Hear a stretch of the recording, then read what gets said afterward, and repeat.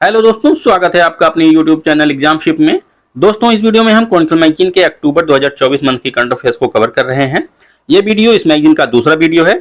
इसके बाद एक और वीडियो आएगा जो कि इस मैगजीन का तीसरा और आखिरी वीडियो होगा, जिसके साथ ही आपको जो है PDF प्रोवाइड कर दी जाएगी। PDF टेलीग्राम ग्रुप में शेयर कर दिया जाएगा, जिसका लिंक वीडियो की डिस्क्रिप्शन में दिया हुआ है। अगर अभी तक आपने हमारा चैनल सब्सक्राइब नहीं किया है तो प्लीज चैनल को सब्सक्राइब कर लें, क्योंकि ऐसी वीडियो हम लगातार लाते रहते हैं। तो चलिए शुरू करते हैं। पिछले वीडियो में हमने आर्थिक की कवर कर लिया है। इस वीडियो में उसके आगे से कंटिन्यू करेंगे। अंतरराष्ट्रीय परिदृश्य। जापान में तूफान शानशान।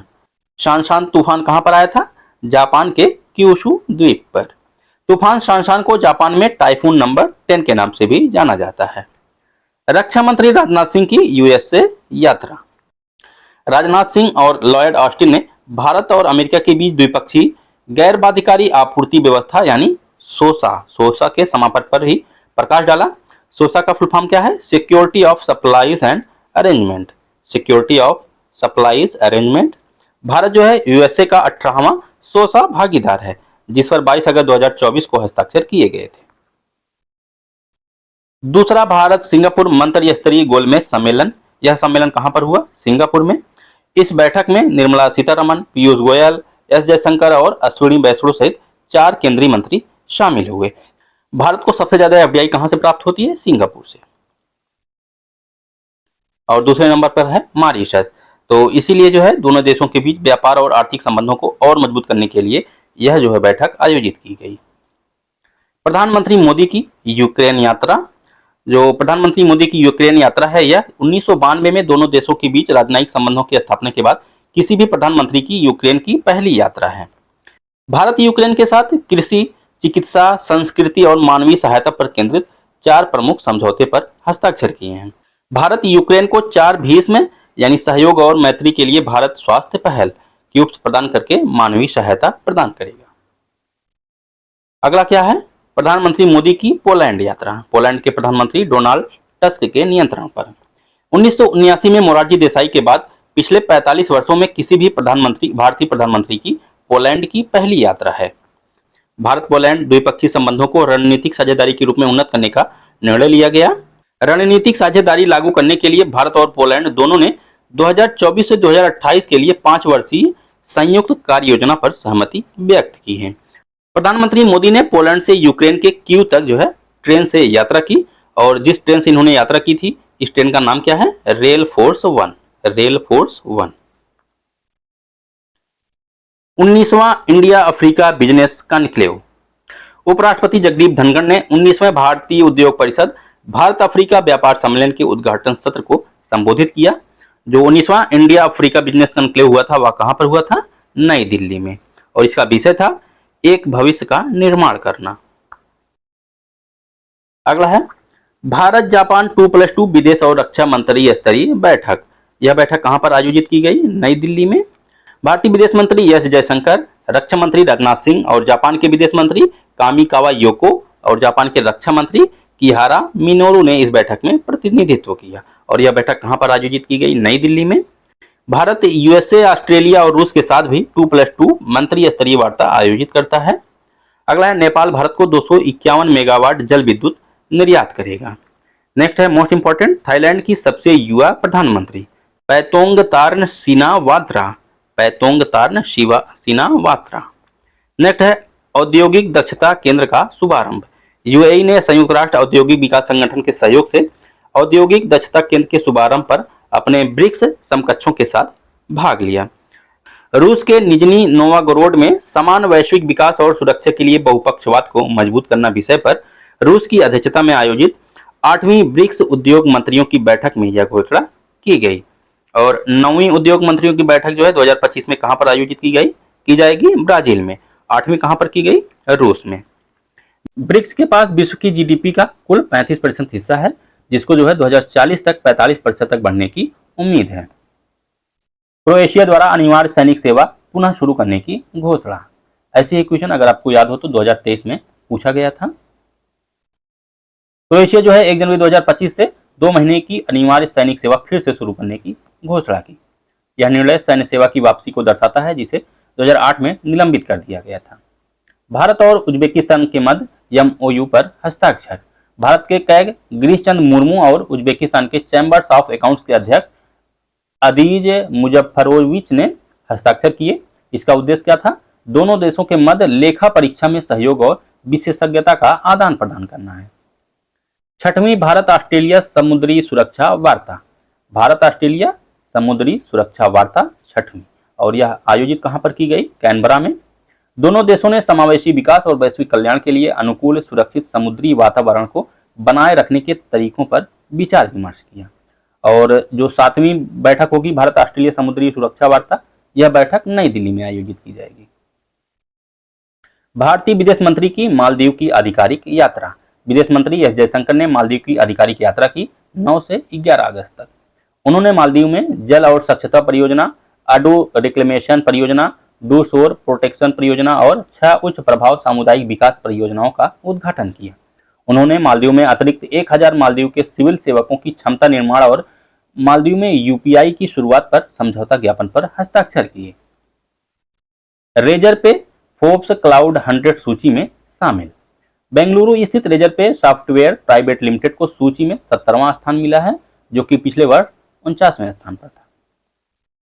जापान दक्षिण कोरिया UAE हेतु वीजा ऑन अराइवल सुविधा। यह सुविधा पर्यटन, व्यवसाय, सम्मेलन और चिकित्सा उद्योगों के लिए लागू है, जिसमें डबल एंट्री के साथ 60 दिनों तक रहने की अनुमति है।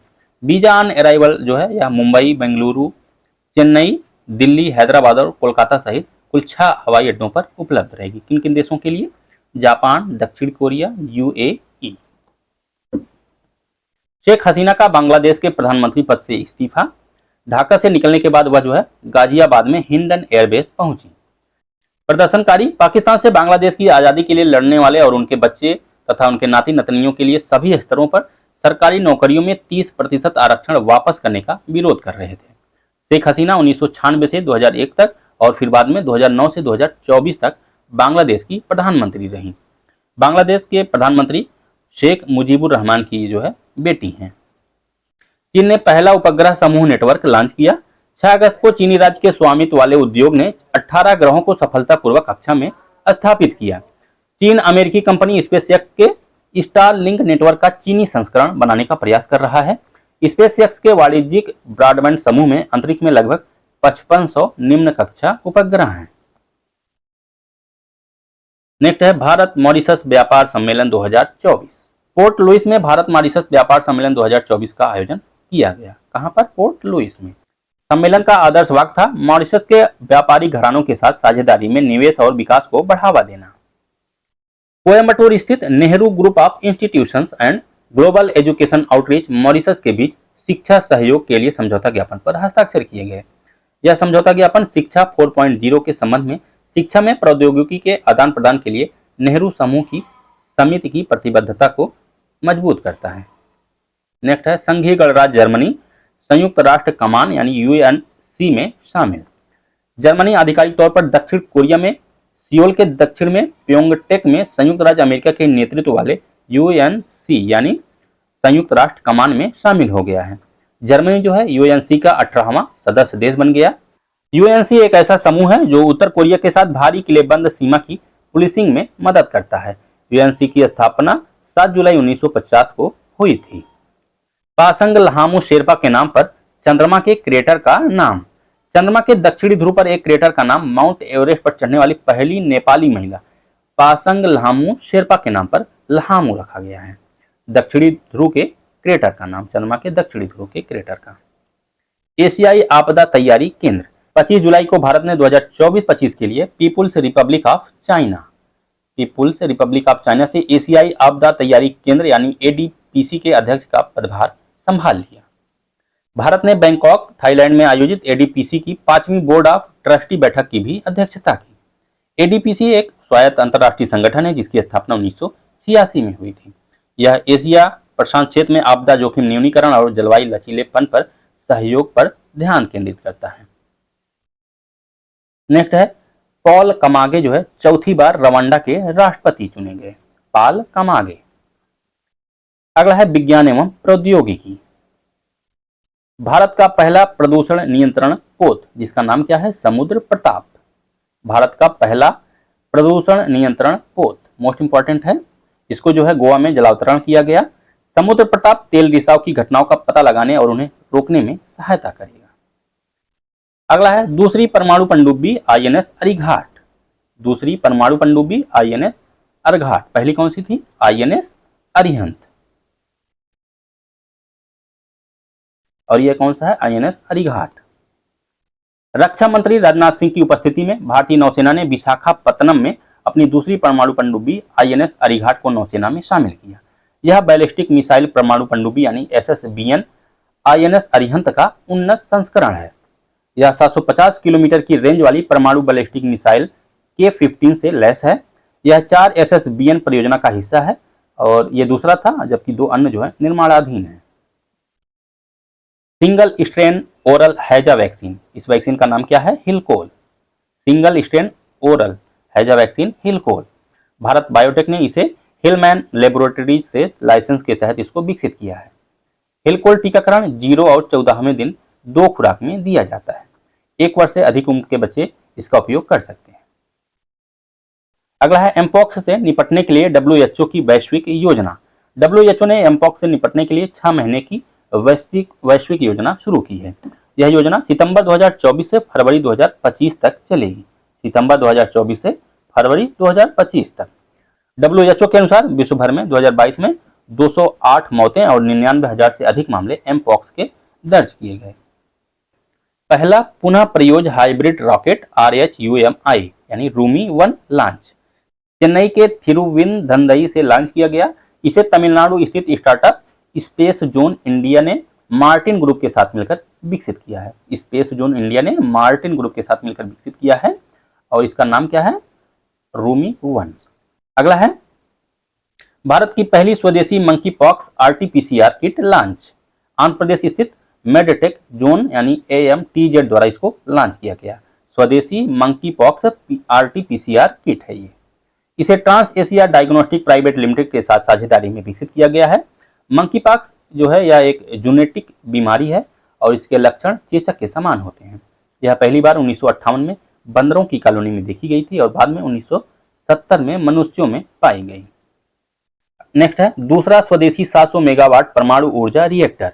गुजरात के काकरापारा परमाणु ऊर्जा स्टेशन में भारत के दूसरे 700 मेगावाट परमाणु ऊर्जा रिएक्टर ने अपनी पूरी क्षमता से काम करना शुरू कर दिया है।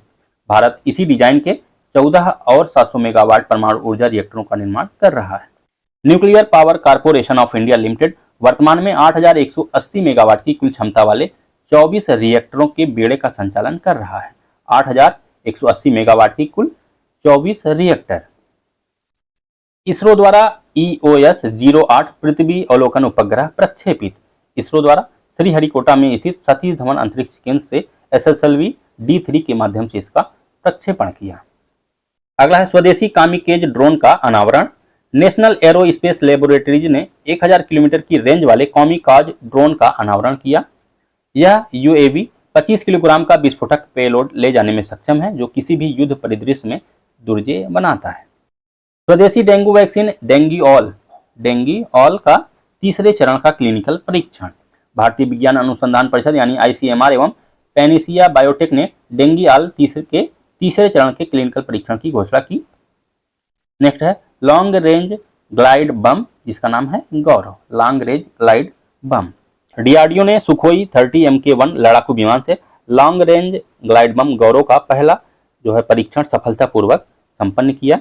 यह परीक्षण उड़ीसा के तट पर किया गया। इसे हैदराबाद स्थित रिसर्च सेंटर इमारत द्वारा स्वदेशी रूप से डिजाइन और विकसित किया गया है।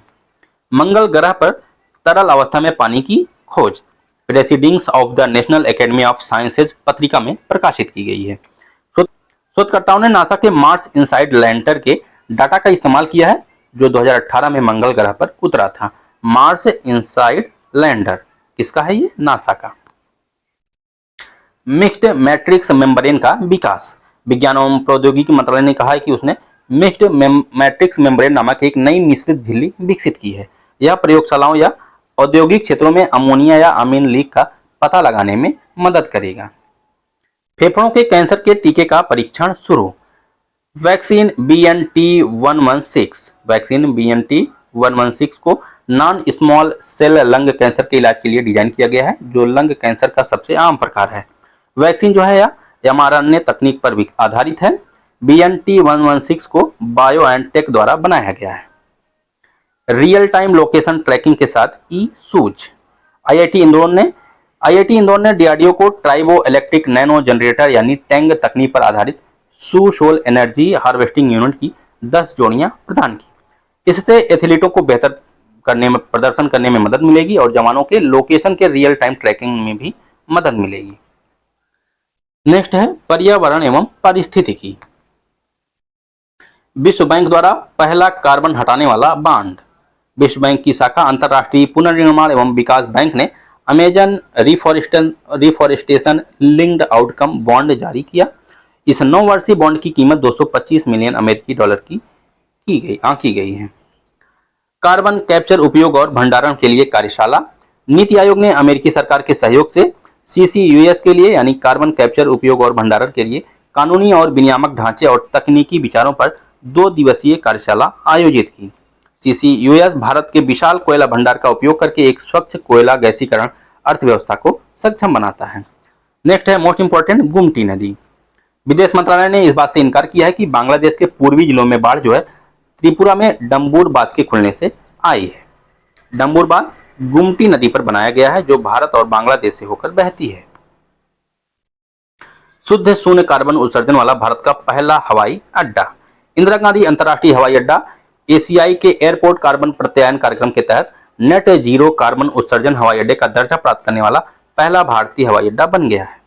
भारत में 3 और वेटलैंड्स रामसर साइट में शामिल। मोस्ट इंपॉर्टेंट है, जो पहला वेटलैंड है नंजरायण पक्षी अभयारण्य, यह तमिलनाडु के नोयल नदी के तट पर स्थित है। दूसरा है काजूवेली पक्षी अभयारण्य, यह भी तमिलनाडु में कोरोमंडल तट पर अवस्थित है। तीसरा है तवा जलाशय, जो कि मध्य प्रदेश में सी है। नंजनारायण तमिलनाडु में, काजूवेली तमिलनाडु में और तवा मध्य प्रदेश में। वेटलैंड स्थलों को संरक्षण के लिए 2 फरवरी 1971 को ईरान के रामसर में हस्ताक्षर किए गए थे। नील कुरिंजी संकटग्रस्त प्रजाति के रूप में वर्गीकृत।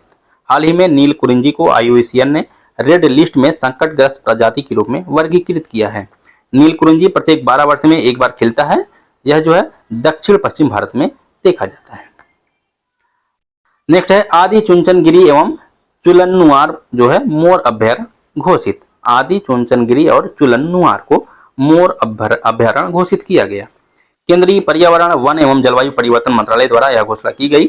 आदि चुनचनगिरी जो है यह कर्नाटक के मांड्या जिले में स्थित है और चुलन्नुआर जो है केरल के पलक्कड़ जिले में स्थित है।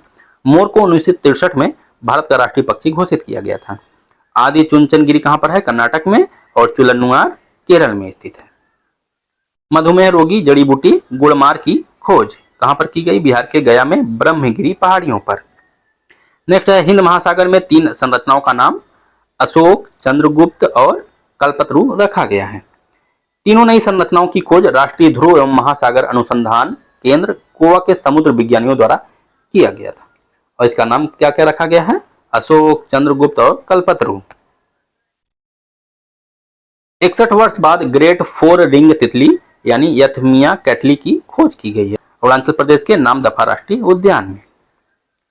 नेक्स्ट है रिपोर्ट्स एवं सूचकांक। अगला है जस्टिस हेमा कमेटी की रिपोर्ट। 19 अगस्त को 3 सदस्यीय न्यायमूर्ति हेमा समिति की रिपोर्ट जारी की गई, जिसमें मलयालम फिल्म उद्योग में महिलाओं के साथ भेदभाव, शोषण और यौन उत्पीड़न की चौंकाने वाली घटनाएं उजागर हुई। हेमा कमेटी का गठन कब किया गया था? जुलाई 2017 में। समिति को मलयालम फिल्म उद्योग में यौन उत्पीड़न और लैंगिक समानता के मुद्दे की जांच करने का काम सौंपा गया था। अगला है कर्नाटक में सर्वाधिक इलेक्ट्रॉनिक वाहन चार्जिंग स्टेशन। सबसे ज्यादा इलेक्ट्रॉनिक वाहन चार्जिंग स्टेशन किस राज्य में है? कर्नाटक में। दूसरे स्थान पर है महाराष्ट्र और तीसरे पर है उत्तर प्रदेश। नेक्स्ट है बहुआयामी भेद्यता सूचकांक यानी MVI। इसे संयुक्त राष्ट्र महासभा द्वारा लॉन्च किया गया है। इसका उद्देश्य क्या है? छोटे द्वीप राज्यों और विकासशील देशों को कम ब्याज वाले वित्त पोषण पर बेहतर पहुंच प्रदान करने हेतु। नेक्स्ट है राष्ट्रीय संस्थागत रैंकिंग फ्रेमवर्क यानी NIRF 2024। इसको शिक्षा मंत्रालय द्वारा घोषित किया गया। IIT मद्रास ने लगातार 6ठे वर्ष NIRF में शीर्ष स्थान प्राप्त किया। अगर इंजीनियरिंग संस्थान की बात करें तो इसमें IIT मद्रास शीर्ष पर रहा। विश्वविद्यालय में IISc बेंगलुरु समग्र संस्थान में IIT मद्रास, ऊपर देखा आपने अभी आप, और प्रबंधन में IIM अहमदाबाद। NIRF जो है 2015 में लॉन्च किया गया था। Global food and drinks report 2024 brand finance द्वारा जारी किया गया। अमूल को विश्व के सबसे मजबूत ब्रांड में शामिल किया गया AAA रेटिंग के साथ। विश्व के सबसे मूल्यवान और मजबूत खाद्य ब्रांडों की सूची में अमूल जो है 22वें स्थान पर है। स्विट्जरलैंड का नेस्ले विश्व में सबसे मूल्यवान खाद्य ब्रांड बन गया है।